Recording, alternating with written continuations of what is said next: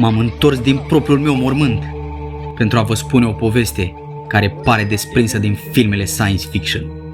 Povestea este de fapt propriul meu sfârșit. Există o legendă pe care Marina Statelor Unite a negat-o oficial timp de 80 de ani. Legenda au numit-o ei. Noi am trăit-o. O legendă despre o navă, un experiment bizar și oameni care nu s-au mai întors întregi din propriul lor echipaj. Eu am fost unul dintre ei. Nu am murit în luptă, nu am murit înnecat și nici de moarte curată. Am murit altfel. Undeva între aici și acolo, între o secundă și următoarea. Ulterior, eu am fost pur și simplu șters din registre. Familia mea a primit de la Marina Americană doar o scrisoare în care era menționat dispărut în timpul serviciului activ. Dar eu nu am dispărut. Am fost martor. Iar pentru asta am plătit. Era timpul celui de-al doilea război mondial. Submarinele naziste U-boot și minele acestora, care explodau atunci când simțeau fierul unui vapor, reprezentau o amenințare majoră directă pentru aliați, în special pentru Marea Britanie, Statele Unite și Uniunea Sovietică. Țintele principale ale germanilor erau navele comerciale și convoaiele de aprovizionare, iar impactul acestei amenințări s-a manifestat pe 3 direcții critice. În primul rând, erau afectate convoaiele de aprovizionare din Atlantic, Marea Britanie. În al doilea rând, erau afectate navele comerciale și militare americane, SUA. Și în al treilea rând, erau afectate convoaiele arctice către Rusia, Uniunea Sovietică. Așa că au fost constant căutate soluții tehnologice pentru a fi contracarate aceste situații. Astfel, Marina Statelor Unite, US Navy, a ajuns să caute soluții acolo unde înțelegerea umană atinsese limitele. A investigat până și tehnologii de camuflaj, inclusiv teoria câmpului unificat a lui Einstein. Se urmărea ca navele să devină invizibile la minele magnetice, proces cunoscut ca degaussing sau degaussare, mai pe scurt, demagnetizare. Așa că nu au stat pe gânduri. Au montat cabluri electrice masive în jurul navelor pentru a le schimba câmpul magnetic. Ne-au explicat atunci ce urmăreau. Voiau practic să facă o navă militară invizibilă atât pe radar cât și pentru ochiul liber, îndoind lumina și undele în jurul ei cu magneți uriași. De aici cuvântul și demagnetizare. USS Eldridge, un distrugător de escortă, o navă construită în graba războiului, ca sute altele, dar aceasta însă nu era menită unei lupte obișnuite. Era 1943, războiul înghițea vase întregi în fiecare săptămână, torpilate de submarinele germane, care ne vânau ca pe niște animale oarbe pe ocean. Aveam nevoie de un avantaj, ceva care să ne facă de negăsit la propriu. Ne-au spus doar atât. E un proiect experimental de camuflaj naval, nimic mai mult. Ofițerii însă vorbeau în șoaptă despre teoria câmpului unificat, despre un om de știință pe care nu l-am văzut niciodată cu ochii mei, dar al cărui nume circula pe punte ca o rugăciune sau ca un blestem. Einstein. Se spunea că dacă poți îndoi câmpul electromagnetic din jurul unei nave, poți face radarul inamic să nu mai vadă efectiv nava respectivă. Invizibilitate electromagnetică, ne-au explicat unii ofițeri mai deschiși. Nu magie, nimic ieșit din comun, doar fizică.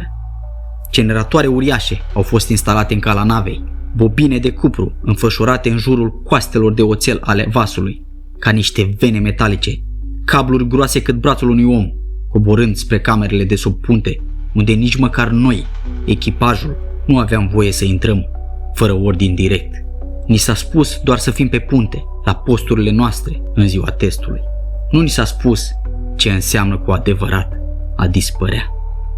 Era 28 octombrie 1943. Am ținut minte data aceea până în ultima clipă a vieții mele și o țin minte și acum, din mormânt. Docul din Philadelphia era liniștit în acea dimineață, ceață ușoară pe apă.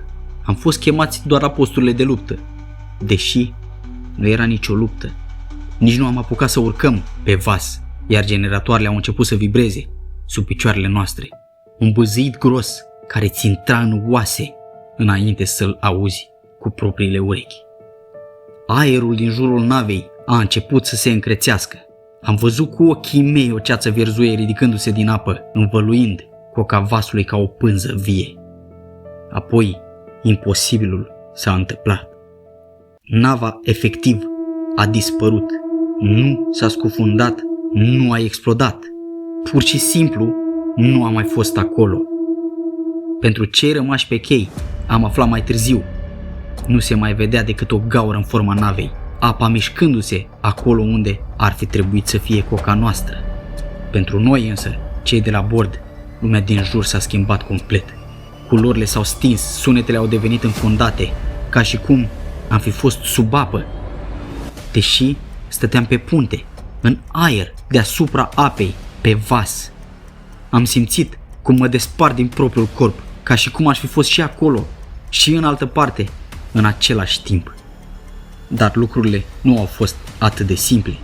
Abia mai târziu, ofițerii care nu au vrut niciodată să confirme oficial au menționat că în acele minute nava noastră a fost de fapt văzută tocmai în portul Norfolk, la sute de kilometri distanță, înainte de a reapărea în portul Philadelphia.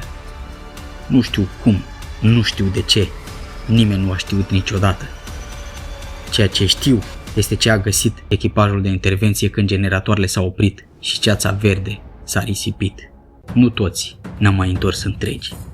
Unii dintre camarazii mei au fost găsiți în viață, dar înnebuniți, urlând cu privirea pierdută în gol, repetând la nesfârșit că văzuseră cealaltă parte. Alții au dispărut cu totul.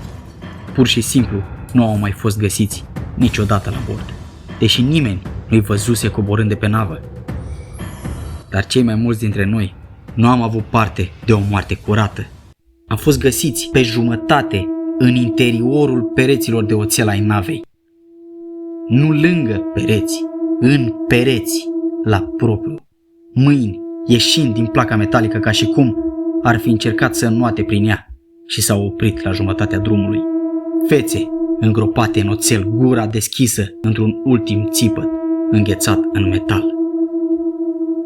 Ani mai târziu s-au auzit prin șoaptele celor care au participat la recuperare că unora dintre noi nici măcar tăierea cu flexul nu le-a putut elibera trupurile din oțel fără să le distrugă complet.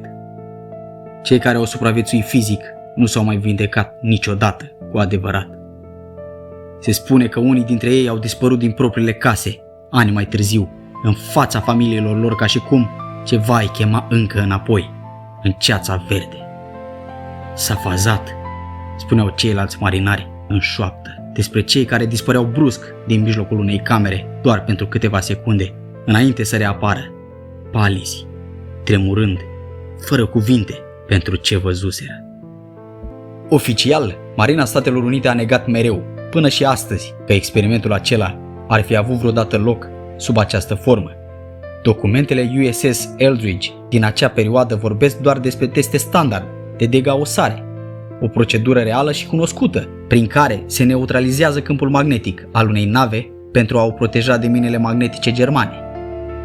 Celor care s-au întors de pe echipaj li s-a cerut să nu vorbească niciodată despre ce s-a întâmplat cu adevărat, iar cei care au vorbit au fost etichetați drept nebuni, foști marinari traumatizați de război, iar poveștile lor aruncate la coșul legendelor, alături de monștri marini și nave fantomă.